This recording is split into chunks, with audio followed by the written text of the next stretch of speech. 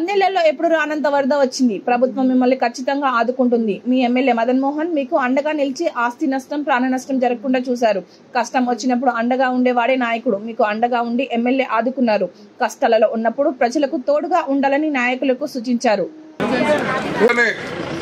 అధికార యంత్రాంగాన్ని అప్రమత్తం చేసి మరి అన్ని విధాలుగా మమ్మల్ని ఆదేశించి మీరు వెళ్ళండి, వారి మధ్య నుండి వారి కష్ట సుఖాలు పాల్గొనని మరి సీతక్క గారు, నేను, షబ్బీర్ భాయ్ అందరు ఎవరికి వాళ్ళు మరి అప్పుడే వచ్చి ఇక్కడ కూర్చొని మరి ఈ కాలనీ అంతా సందర్శించి మళ్ళీ అక్కడ కలెక్టర్ అధికార యంత్రాంగంతో మొత్తము రివ్యూ చేయడం కూడా జరిగింది.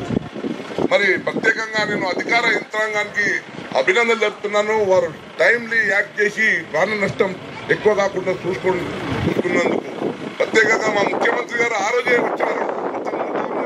మొత్తం కలెక్టరేట్ చుట్టూనే తిరిగింది. వాతావరణం బాగలేక వారు వారి మీదకి వెళ్ళిపోవడం జరిగింది. కానీ వారు మనసంతా కామారెడ్డి జిల్లా ప్రజలకు కలవాలా, వాళ్ళ కష్ట సుఖాలు తెలుసుకోవాలి, ఏ నష్టమైందో ఆ నష్టాన్ని మేము అందరం అండగా ఉంటామని ఈరోజు వారు వచ్చి మన కష్ట సుఖాలు చూసి అన్ని విధాలుగా మేము అండగా ఉంటామని చెప్తున్నందుకు ప్రత్యేకంగా వారికి ధన్యవాదాలు.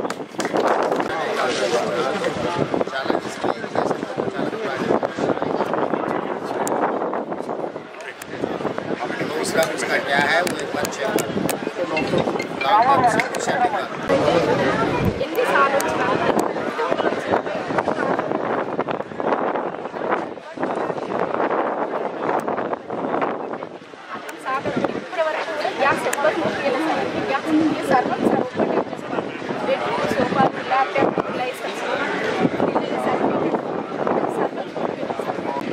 క్షణమే ముఖ్యమంత్రి గారు ఆఫీసులంతా పిలిచి రివ్యూ చేయడం జరిగింది. ఏ రకంగా అది ఉధృతి దాల్చిందో అవంతా కూడా ఎప్పటికప్పుడు రివ్యూ చేసి ఆదేశాలు ఇవ్వడం జరిగింది. ఆ రోజు ముఖ్యమంత్రి గారు, నేను, ముఖ్యమంత్రి ఉత్తమ్ కుమార్ రెడ్డి గారు ఎల్లంపల్లి నుంచి కామారెడ్డి రావాలనుకున్నప్పటికీ ఇక్కడ లో క్లౌడ్స్ ఉండడం వల్ల వాతావరణం అనుకూలించక దిగలేకపోయాం. కానీ పోచారం ప్రాజెక్టు, అదేవిధంగా నిజాం సాగర్ ప్రాజెక్టు ఉధృతిని పరిశీలన జరిగింది. ఎప్పటికప్పుడు ఆదేశాలు ఇస్తూ ప్రజలకు ఎక్కడ కూడా కష్టం జరగకూడదనేటువంటి ఉద్దేశంతో ఇవన్నీ కూడా కార్యక్రమాలు చేశారు. ఇవాళ రావడానికి కారణం కూడా ప్రత్యక్షంగా వెళ్ళి చూస్తే పరిస్థితి అర్థమవుతుంది. ఒక నిర్ణయానికి వచ్చి ఏ రకంగా మనం ఆ ప్రాంతాన్ని, ఆ ప్రజలను ఆదుకోగలుగుతామో చూడడానికి ముఖ్యమంత్రికి వచ్చేసినారు. ప్రజల మనిషి కాబట్టి ప్రజల వద్దకు వచ్చినారనే మాట చెప్తూ షబ్బీర్ అలీ గారికి ఇచ్చేస్తాం.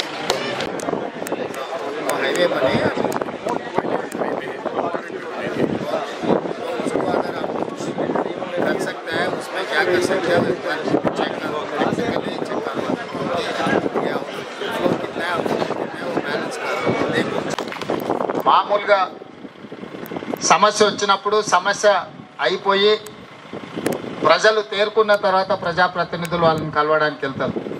కానీ నేను ఇక్కడ సమస్య వర్షము, ఇక్కడ వరదలు అధికంగా కాగానే ఎంపీ సురేష్ షెట్కర్ గారికి, షబ్బీర్ అలీ గారికి పర్సనల్గా ఏం అవసరం ఉందో చూడండి.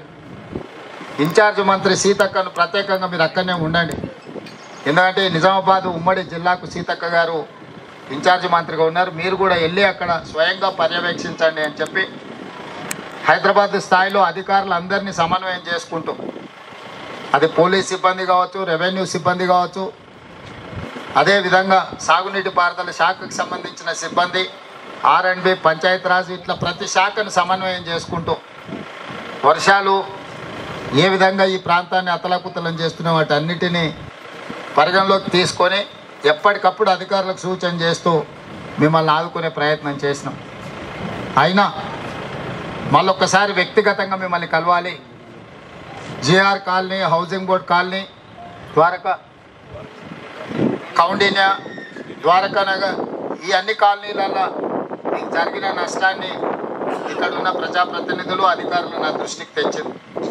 నేను మీకు ఒకటే మాట ఇస్తున్నా, కలెక్టర్లకి, ఇతర అధికారులకు నేను ఆదేశాలు ఇస్తున్నా, పూర్తి స్థాయిలో జరిగిన నష్టాన్నే కాదు, మళ్ళీ ఇలాంటి విపత్కర పరిస్థితి రాకుండా ఉండాలంటే శాశ్వతంగా ఏ విధంగా పరిష్కరించాలి. ఇప్పుడు ఏదో వచ్చింది, మిమ్మల్ని కలిసినాం, మిమ్మల్ని కలిసి మాట్లాడిపోయినాం, ఏదో మిమ్మల్ని ఈ కొంచెం ఆదుకోవడం అనేది సమస్య కాదు. మహేష్ గౌడ్ గారు నాకు హెలికాప్టర్లు వచ్చేటప్పుడు చెప్పిండు, మీరు ఇది శాశ్వతంగా ఏదైనా పరిష్కారం చూపించాలి. సీఎం గారు మాకు పాత ఉమ్మడి నిజామాబాద్ జిల్లాలో కామారెడ్డి చాలా ముఖ్యమైన ప్రాంతము, ఇక్కడ ప్రజలలో చైతన్యం ఉంటుంది. మనం ఏం చేసినా వాళ్ళు గుర్తుపెట్టుకుంటారు, గుర్తిస్తారు. మీరు చేయాలని మహేష్ గౌడ్ గారు చెప్పింది. అందుకే ఈరోజు రోజంతా మీకోసం కేటాయించి ఇక్కడికి వచ్చి మిమ్మల్ని కలిసి మళ్ళీ కలెక్టరేట్లో అన్ని రివ్యూలు తీసుకుంటాను. మీకు ఒకటే మాట ఇస్తున్నాం, మా ఆడబిడ్డలందరూ కూడా చాలా సమస్యలు చెప్పింది.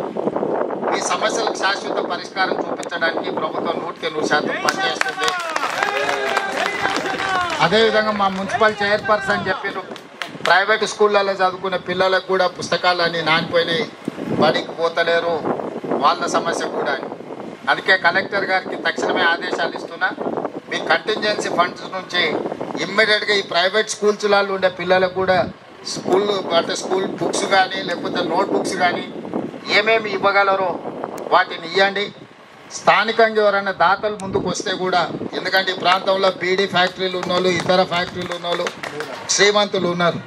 వాళ్ళకి ఏమైనా సాయం చేద్దామన్నా ఏం సాయం చేయాలో వాళ్ళకు కూడా అర్థం కాదు. అంటే ఏదైనా వాళ్ళు నిజంగా కష్టాలు ఉన్నప్పుడు ఈ ప్రాంత ప్రజలకు, ఎందుకంటే ఈ ప్రాంతంలో బీడీ కార్మికులు ఎక్కువ, ఈ బీడీ పరిశ్రమలు ఉన్నోళ్ళు వీళ్ళందరికీ పేదలకు సాయం చేయాలని కోరుకుంటారు. కానీ ఎక్కడ చేయాలి, ఎవరికి ఇవ్వాలి, ఎవరికి ఇస్తే ప్రజలకు చేరవో వాళ్ళకి అనుమానం ఉంటుంది. అందుకే కలెక్టర్ గారికి, ఎస్పీ గారికి నేను సూచన చేస్తున్నా, ఈ ప్రాంతంలో ఉన్న పరిశ్రమలు కొన్ని ఫార్మా కంపెనీలు దగ్గరగా ఉన్నాయి, ఫార్మా కంపెనీలు కొన్ని అందుబాటులో ఉన్నాయి, బీడీ పరిశ్రమలకు సంబంధించిన వాళ్ళు ఉన్నారు. వాళ్ళతో మాట్లాడి ముఖ్యంగా విద్యార్థులు ఇన్ఫ్రాస్ట్రక్చర్ రిపేర్స్, రెనోవేషన్స్, రిస్టోరేషన్ ప్రభుత్వం చూసుకుంటుంది. కానీ పాఠశాలల్లో ఉండే పిల్లలకు లేకపోతే కాలనీలలో ఉండే మరీ పేదలకు అవసరమైన కమ్యూనిటీ హాల్స్ కానీ ఇతరవి ఈ సిఎస్ఆర్ ఫండ్స్ వాళ్ళతోనే అడిగి వాటిని కూడా చెప్పండి. ముఖ్యమంత్రి గారు ప్రత్యేకంగా సూచన చేశారు, మీ సహకారం తీసుకోమన్నారని చెప్పి ఆ పరిశ్రమలకు సంబంధించిన వాళ్ళను మీరు ఒక ప్రత్యేక సమావేశం పెట్టండి. ఎమ్మెల్యే గారిని, షబీర్ అలీ గారిని పిలుచుకొని కూర్చొని, ఎంపీ గారిని పిలిచి వాళ్ళని కూడా పిలిచి కూర్చోబెట్టి వాళ్ళతో కాస్త చర్చించి ఇక్కడ ఉన్న సమస్యలు, ఎందుకంటే వాళ్ళ వ్యాపారాలన్నీ ఇక్కడనే ఉన్నాయి, వాళ్ళకు కూడా ఇక్కడ ప్రజలకు సాయం చేస్తే మంచి పేరు వస్తుంది, ఇక్కడ ప్రజలు కూడా వాళ్ళకి సహకరిస్తారు. ఒక చిన్న రివ్యూ మీటింగ్ పెట్టుకొని వాళ్ళని పిలిచి వాళ్ళు ఏం సహాయం చేస్తారో చూడండి. మిగిలిన సహాయం ఎంత కావాలన్నా ప్రభుత్వం వైపు నుంచి మనం అందిద్దాం. మీరు దేనికి వెనకకి పోకండి. కామారెడ్డి నియోజకవర్గం నేను ఆ రోజు చెప్పినా, ఈ రోజు చెప్తున్నా, కొడంగల్కు నేను ఏం సాయం చేయగలను, కామారెడ్డి కూడా అదే సాయం చేస్తాను. ఆ రోజు చెప్పినా, ఈ రోజు కూడా మిత్రుడు వెంకటరమణారెడ్డి గారు ఎమ్మెల్యే అయినా తప్పకుండా ఆ రకమైన సహకారాన్ని అందించడానికి నాకు ఎలాంటి అభ్యంతరం లేదు. పని చేయించుకునే బాధ్యత మీది. ఏంటంటే వచ్చి కలిసి మిమ్మల్ని అడిగి మీ సమస్య తెలుసుకొని పరిష్కరించాలంటే నాకు సమయం పడుతుంది. 119 నియోజకవర్గాలు, అదే రకంగా రకరకాల సమస్యలు ఉన్నాయి.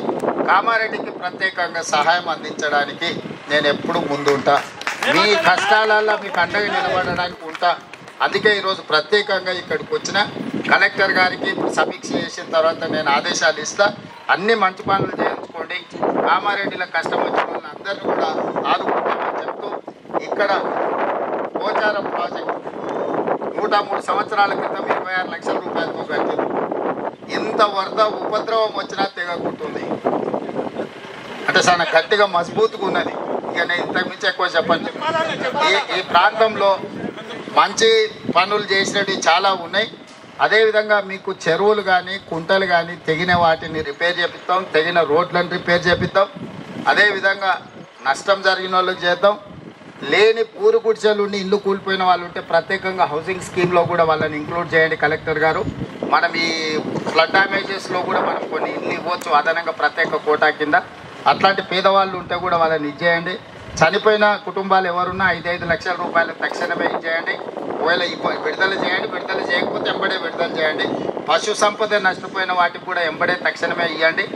ఇళ్లకు నీళ్ళు వచ్చినప్పుడు మనం దాన్ని ఆదుకోవడానికి ఇచ్చే నగదు కూడా అన్ని కుటుంబాలకు వచ్చినాయా లేదా వాటి అన్నిటిని కూడా మీరు చూసుకొని వాళ్ళందరికీ కూడా, ఇంకెవరైనా మిస్ అయితే కూడా వాళ్ళందరినీ కూడా మీరు పర్సనల్గా మళ్ళీ ఒకసారి ఆ కాలనీలు విజిట్ చేయించి వాటన్నిటిని కూడా చేయండి. వాళ్ళు ఏదో రిప్రజెంటేషన్ ఇస్తా అంటారు, వెళ్ళేటప్పుడు తప్పకుండా తీసుకుంటే తొందరపడకండి. మళ్ళీ కలెక్టర్ ఆఫీస్లో పూర్తి స్థాయిలో సమీక్ష చేస్తాం. కలెక్టర్ ఆఫీస్కి వచ్చిపోతే సార్ వచ్చాడు, అధికారులను కలిసాడు పోయింది అంటారు. మళ్ళీ అందుకోసమనే కాలనీలకు వచ్చి ఆడబిడ్డల్ని కలిసి వాళ్ళ సమస్య కనుక్కున్నా తప్పకుండా వీటన్నిటిని కూడా పరిష్కరించే బాధ్యత ప్రభుత్వం తీసుకుంటుందని తెలియజేస్తూ మీ అందరి దగ్గర సెలవు తీసుకుంటున్నా. ధైర్యంగా ఉండండి.